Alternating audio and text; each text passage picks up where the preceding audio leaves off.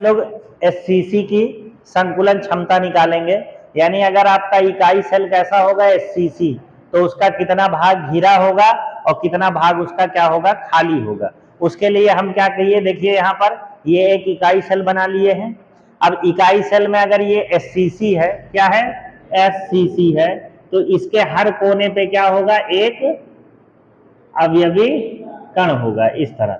और कितने अवयवी कण होंगे, 8। हम क्या करेंगे इसमें, देखिए 8 को हम गोला मान सकते हैं, लेकिन 8 को ना मान के केवल 2 का हम क्या करेंगे, गोला बना लेंगे। तो यहाँ पर ये इसका केंद्र है, ये इसका केंद्र है, तो इसके अगल बगल हमने क्या किया, एक गोले का निर्माण कर लिया। तो अब इस गोले की हमको क्या करना पड़ेगा, त्रिज्या निकालना है। तो मान लो इस गोले की त्रिज्या क्या है, r। तो इस वाले गोले की भी त्रिज्या कितनी हो जाएगी, r, क्योंकि ये एक ही अवयवी कण है ना, एक ही इकाई सेल के, तो इनका साइज जो होगा, आकार होगा, एक ही होगा।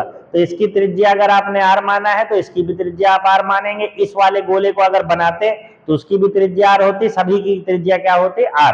तो यहाँ पे हमने क्या मान लिया कि ये एक एससीसी है और इसका एक ये अवयवी कण, ये अवयवी कण, और इसको पूरा बना दिया गोला, और इस गोले की त्रिज्या r मान ली, इस गोले की त्रिज्या हमने क्या कर ली, r मान ली।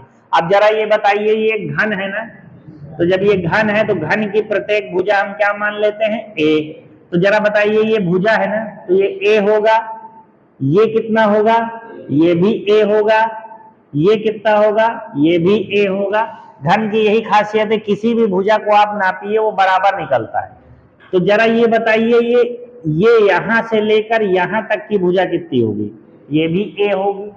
सारे भुजाएं बराबर होती है ना, तो ये भी a होगा, होगा कि नहीं। अब इसमें हम क्या करेंगे, थोड़ा सा लिख लेंगे, माना कोई एससीसी है जिसके कोर की लंबाई, कोर का मतलब क्या होता है, भुजा, कोर की लंबाई क्या है, a है, तथा अवयवी कण, यानी यहां लिखेंगे गोला है ना, की त्रिज्या कितनी है, r है। बस इतना मान लेंगे कि ये एससीसी है, इसकी भुजा a है और इसकी त्रिज्या क्या है, r। अब यहां से a, इसको b दे दो, यानी ये बिंदु कौन सा है, a, और ये बिंदु कौन सा है, b। अच्छा ये बताइए, अगर हम चित्र से आपसे कहें कि चित्र से आप AB का मान बता दो, तो AB आप ऐसे बता सकते हो ना कि ये वाला R है और ये वाला R है, इन दोनों को जोड़ दीजिए, तो ये R प्लस R कितना हो जाएगा, 2R। और फिर से कहें चित्र से ही AB और बता दो किसी तरह, तो कैसे बताओगे, कहोगे सर ये पूरी भुजा तो है A, तो आप इसको A ले सकते हैं कि नहीं, A। तो जरा बताइए, ये भी AB का मान है, ये भी AB का मान है, तो ये दोनों बराबर होंगे कि नहीं। तो A बराबर क्या हो जाएगा, 2R। अब देखो ये जो रिलेशन है A बराबर 2R, ये भी आपका वेरी इंपॉर्टेंट, ये क्या है, वेरी इंपॉर्टेंट है, इसको याद रखना है, इस पर न्यूमेरिकल पूछा जाएगा। ये क्या चीज है, इकाई सेल की भुजा और गोले की त्रिज्या, ये पर अवयवी कण की क्या है, ये त्रिज्या के बीच में संबंध है। A बराबर क्या होता है, 2R, किसके लिए, एससीसी के लिए। तो ये भी आपको याद रखना है। हम क्या निकाल रहे थे, संकुलन क्षमता। अब जरा बताइए, संकुलन क्षमता का भी हमने आपको फॉर्मूला क्या बताया, Z गुणे 4/3 पाई r cube upon a cube गुणा 100।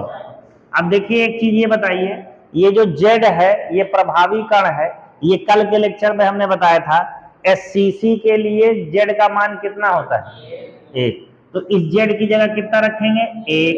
ये 4/3 है, रख दिया, पाई r क्यूब अपॉन a की जगह कितना मान रख सकते हैं हम, 2R। तो ये 2R का होल क्यूब हो जाएगा कि नहीं, और इनटू क्या है, 100। अब इसको थोड़ा और सॉल्व किया जाए, तो ये 1 का मल्टीप्लाई 4 में होगा, तो 4 एक 4। पाई का मान कितना रख सकते हैं, चाहे 22/7 चाहे 3.14, तो यहाँ रख दिया 3.14। आर क्यूब को हम आर क्यूब ही रहने देंगे। ये जो 3 है ये कहाँ चला आएगा, नीचे। जरा ये बताइए, ये 2r है, इसका होल क्यूब करेंगे तो 2 का होल क्यूब 2 दूना 4 दूना 8, और आर क्यूब का क्या होगा, आर क्यूब हो जाएगा, और इंटू क्या हो जाएगा, 100। देखिए भाई 2r है, इसका होल क्यूब करोगे तो 3 बार मल्टीप्लाई होगा तो 8 हो गया, और r जब 3 बार मल्टीप्लाई होगा तो r की पावर 3 हो जाएगा। तो यहाँ पे नीचे r क्यूब हो गया। अब जरा ये बताइए, ये r क्यूब से r क्यूब कट सकता है कि नहीं? तो जरा बताइए, ये नंबर है, ये नंबर है, ये नंबर है, ये नंबर है, और ये भी नंबर है। तो पूरा नंबर सॉल्व जब आप करेंगे तो आपको इस यहां पर क्या करना है, सॉल्व नहीं करना है पेपर में, आपको डायरेक्ट याद रख लेना है ये डाटा, क्योंकि आप इसको बार बार सॉल्व करोगे कोई मतलब नहीं, फिक्स वैल्यू आती है इसको सॉल्व करने पे। तो संकुलन क्षमता आती है 52.4%। कितनी आएगी, 52.4%। इसको अभी आप सॉल्व करेंगे तो ये इतना ही निकल के आएगा, 52.345 ऐसे करके लगभग में 52.4% निकलती है। तो याद रखना, एससीसी की संकुलन क्षमता कितनी होती है, 52.4%। यानी अगर कोई एससीसी होगा, कोई इकाई सेल एससीसी प्रकार का होगा, तो उसका 52.4% घिरा रहेगा, और खाली कितना होगा, इसको हम 100 में से घटा देंगे तो आपको खाली भाग क्या है पता चल जाएगा।